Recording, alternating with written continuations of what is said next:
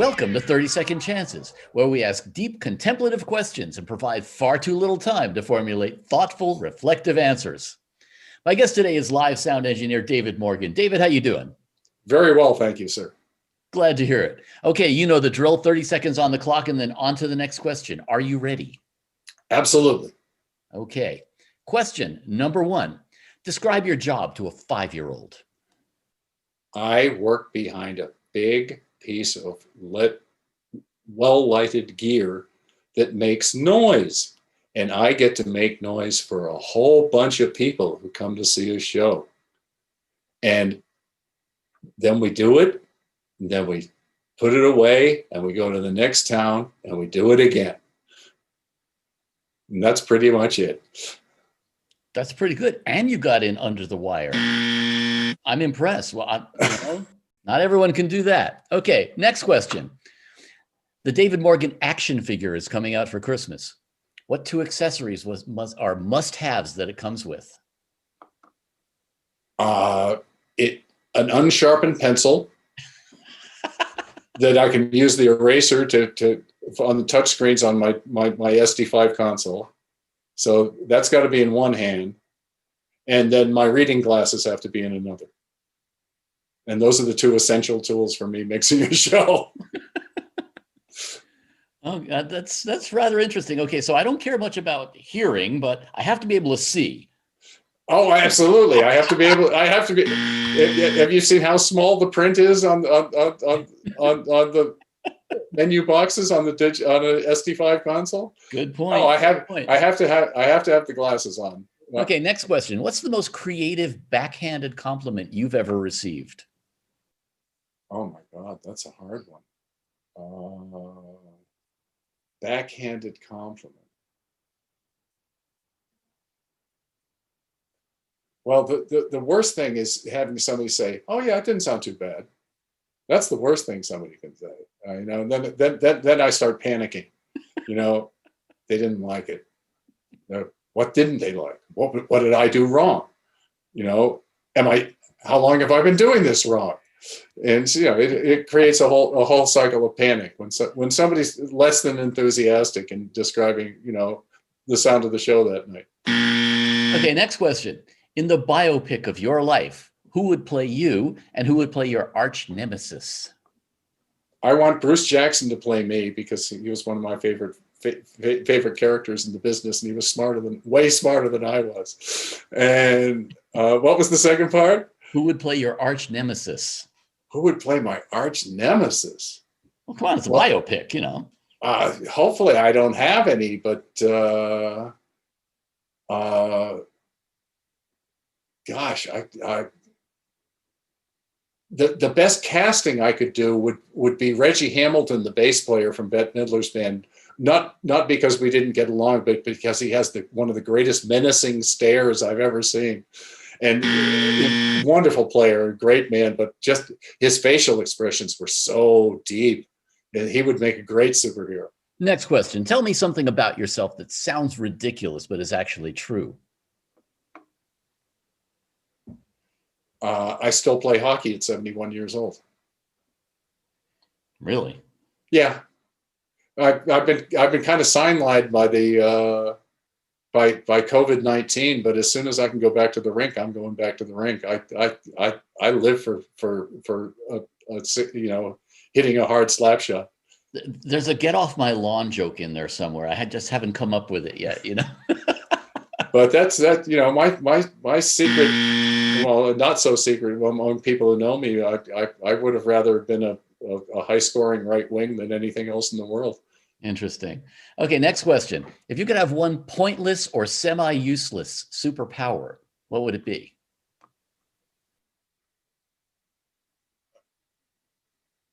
The power to forget mistakes, because we all make mistakes during shows, and mistakes bother me no end. I'll sit and relive a show on the bus for like 2 hours before I can get to sleep. If I think I screwed something up, I'm really, really hard on myself. So basically, I didn't really fuck up, man. Yeah, I want an amnesia button. Yeah. Exactly. I'm not looking for a way to shift the blame. I'm looking for a way to stop the behavior that caused me to get so pissed at myself. How could you do that? Next question. What's the worst mistake you've ever made in a professional setting? Turning the PA off during a song. You did? Sure. Everybody's done that. On a Gamble console, on an old Gamble ES56, the solo button and the mute button were so close together, right? That one time I went, because I tried to turn I would tend to turn the solo bus off if I had the headphones around my neck, but not use the volume control. I just use the on-off button, right? And it was within a quarter of an inch of the master mute button, right?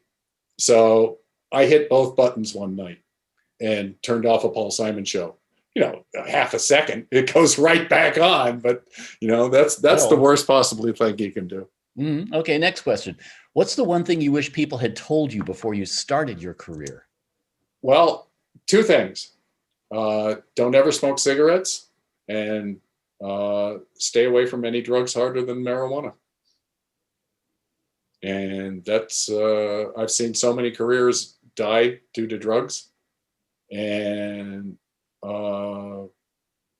it's a shame. I've lost a lot of friends along the way, especially to heroin. And smoking cigarettes was probably the stupidest thing I ever did in my life. Okay, next question. What's the worst thing you've ever said to a boss or client without thinking? Oh, yeah, that was the day I walked out of the studio. It was a very well-known producer. We were trying to record this guitar solo that the guitar player couldn't play, and I knew I could play it better than he could. Because I would stay after sessions and I would learn the part, and I was going to volunteer to play it. So on the day I snapped, I after 2 weeks straight, 8 hours a day on this guitar solo that wasn't getting any better, I snapped and told the producer, I can do this, and then I walked out the front door. Lovely.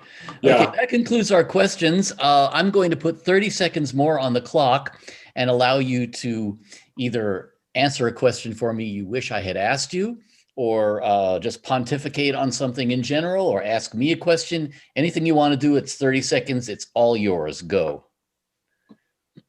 Well, I can't think of a question that we really haven't covered. The one thing that I try to give as advice to people is know who you are and what you're capable of doing. And it's not enough to just say yes.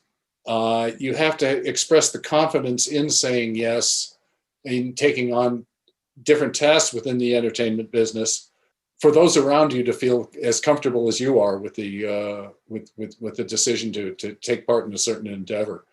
And the big thing about our business is it's a team business. And it's not sound guys versus the lighting guys. It's sound guys and the lighting guys. It's sound guys and the video guys. Would have fooled me. But it's a team effort. I really never tried to take individual credit for what I know is a team effort. I wouldn't be where I am today unless I had the greatest crews from all the sound companies that I've worked with in the past. I've been so blessed by having incredible systems guys who in many cases know a whole lot more than I do. And I've managed to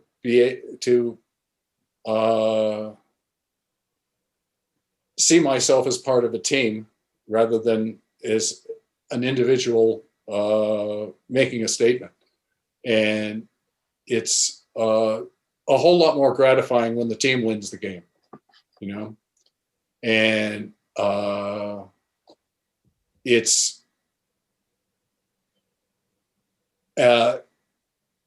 you want the front lounge of the bus to be a happy place every night, That's really my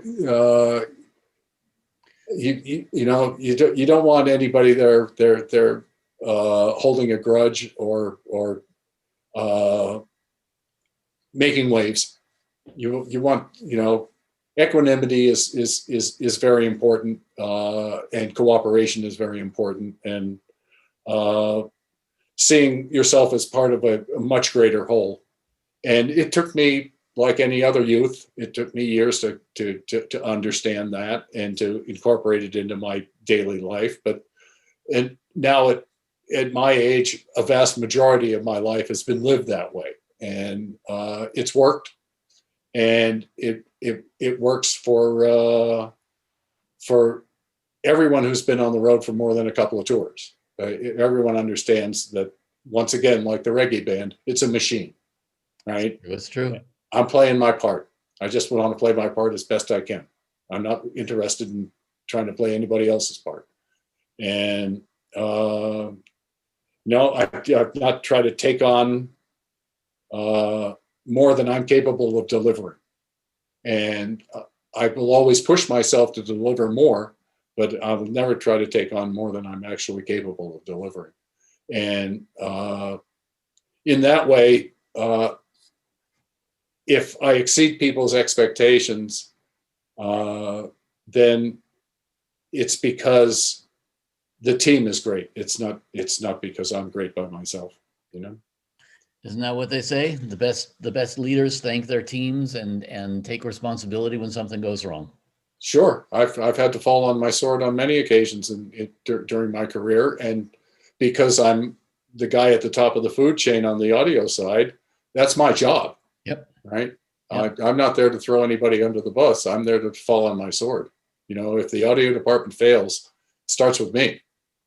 So I've always been willing to take responsibility. I'll accept the criticism as with the same amount of introspection that I would accept the applause. It's difficult to keep yourself in a place where you don't get fall off the edge on either side. And Yep. There are times during a work day where it seems like everybody's working against each other, but it's it's worth getting through those little ripples during the day and just dealing with them as they happen and getting them over with. And it's inevitable that if you're in a confined space with a tremendous amount of equipment, that people are going to start running into each other and butting heads. It's what happens after you run into each other and butt heads. Basically, if I yell at somebody or something, or somebody yells at me, then 30 seconds later we're hugging and saying, "Hey, it's all good. Don't worry about it, brother." You better be, because you got another few months with them on the road. Exactly. Which is one of the most wonderful parts about the little bubble that we travel in, is that it's self-sustaining in so many ways. Oh, absolutely. And so I can't think of a more happy-go-lucky existence than the one that was granted to me. I've worked for all my favorite artists, except for George Harrison. That's the only guy who was left on my to-do list, was George Harrison. And other than that, I've had as blessed a life, as a professional life, as I could possibly. I couldn't have imagined it when I started it out. When I was working out at the Palomino, I never thought I'd be this guy who's sitting here talking to you now. Yeah. And it's only been with the help of a vast number of other people on the audio side along the way that's gotten to me where I am today. So what a long, strange trip it's been, huh? Yeah, but I'm sure immensely grateful for all the help I've gotten to get here. That's for sure. No kidding. David Morgan, thank you for being my guest. All right, Daniel, good to talk to you. Are you going to ask about the hair? I don't think so.